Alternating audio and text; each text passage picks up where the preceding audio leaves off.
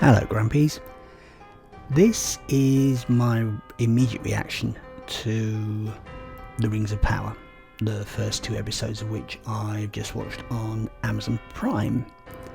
So this is going to be a bit different from our usual videos in that this is more just a sort of reaction to what we saw. So first of all, is it as bad as we all thought it was going to be? The short answer is yes, it is. There are some things in it which aren't that bad. It tries very hard to evoke the feel of the Peter Jackson films, tries to tie itself into that universe, but it's the only way I can really describe it is it's like fan fiction. It's like really bad Tolkien fan fiction, which isn't really surprising given that all they've got to work on is the appendices. And if you own the book The Lord of the Rings and you've actually looked and read at the appendices, there's not a great deal in there on which to base supposedly 5 seasons of what is basically Amazon's attempt at doing Game of Thrones. As I say, it's all right. It's not. Would I watch episode 3 having watched the first 2? Might do. There's not really enough going on to make me want to watch episode 3, if I'm honest. So it's all about my girl Galadriel, innit? It's all about girl power. It's all about Galadriel being like lady boss, innit? And it starts off with the whole precursor to Sauron, which is Morgoth, and he dims the light of the 2 trees of Valinor, and her brother dies fighting Morgoth's army, and Sauron's his chief lieutenant or something, and she's got this vengeance thing going on, and she goes hunting for evidence of Sauron. She goes into some cave in some mountain in the frozen north or something. They encounter a snow troll and she wants to carry on the fight, but all the men that are with her that she's in charge of, because she's a lady boss, they all quit. And so she goes back home to Elfland, and the king of the elves, Gil-galad, says, "You've all done very well, now bugger off to Valinor and leave me in peace." So they all get bunged on a boat, and they're supposed to go to Valinor, which is like elf heaven or something. And the boat's almost there, and she jumps ship, so she's in the middle of the fucking ocean with no one and nothing around her, but somehow manages to get picked up by some geezer on a raft or something. I'd pretty much tuned out by that point. The only 2 things that held my interest after the initial Galadriel stuff and meeting Elrond in Elfland and what have you was the stuff with Elrond, who don't look nothing like Hugo Weaving, and the stuff in episode 2 where Elrond goes to see the dwarves. So Gil-galad, who's the elf king, tells Elrond that you're going to help this geezer called Celebrimbor because he wants to do stuff and you're going to help him. And it turns out that Celebrimbor, if you know your Tolkien, and I don't claim to be any kind of Tolkien expert, Doctor Who is much more my thing, but I saw the Lord of the Rings films. Well, I saw the first one, Fellowship of the Ring, and I liked it so much I bought the book because I wanted to know what happened next. So I read the Lord of the Rings in 10 days, and then I bought The Hobbit and read that as well, and then I bought a couple of other, got the Tolkien Letters book and a couple of other about Tolkien books. Yeah, the only 2 things that were of any interest were the stuff with Elrond and going to see Durin, who's a dwarf prince, and for some reason all the dwarves are Scottish. I don't know why that should be. So yeah, Celebrimbor, he's wants to build a big forge so he can make stuff. And if you know your Lord of the Rings, your Tolkien, Celebrimbor was the geezer who made the 3 elven rings of power.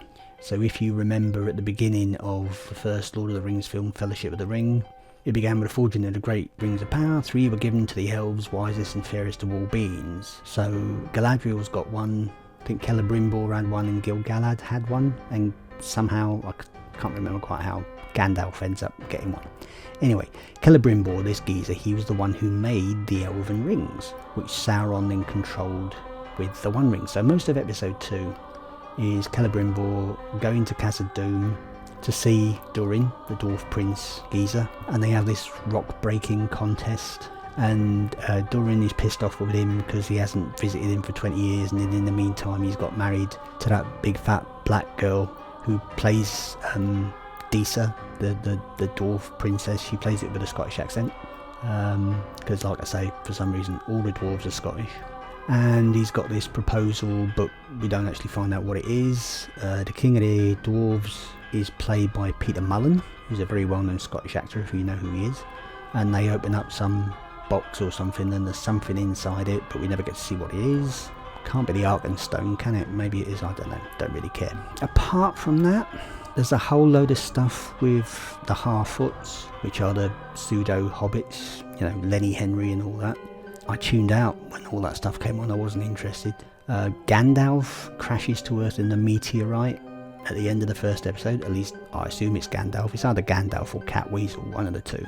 And there's a whole load of stuff with the Black Elf, and he seems to have some kind of elven human romance thing with some bird and her son or something, Theo, or I don't know.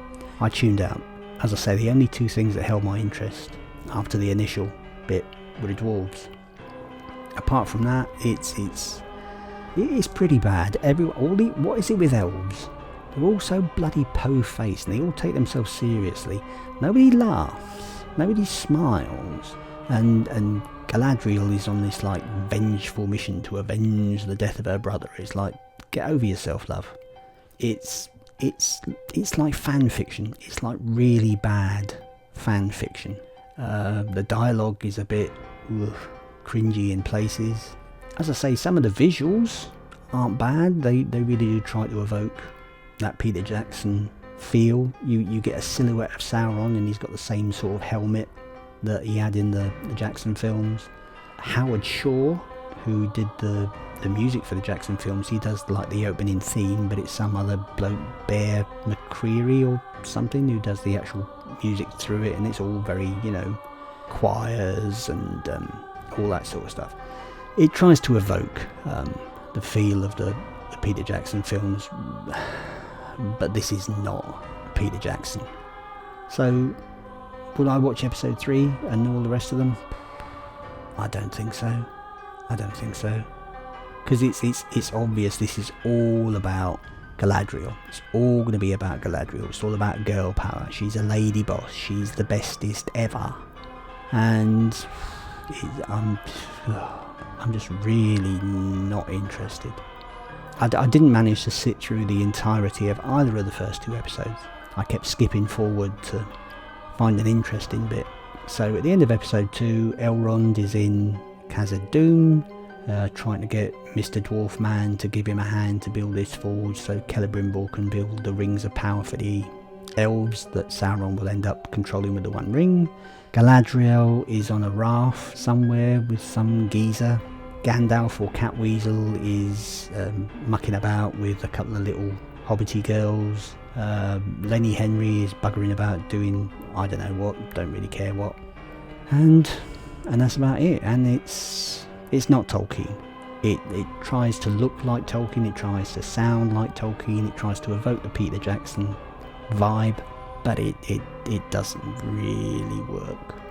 And that's it. Amazon's Rings of Cringe has finally begun. Will it get any better? Dunno. Don't care.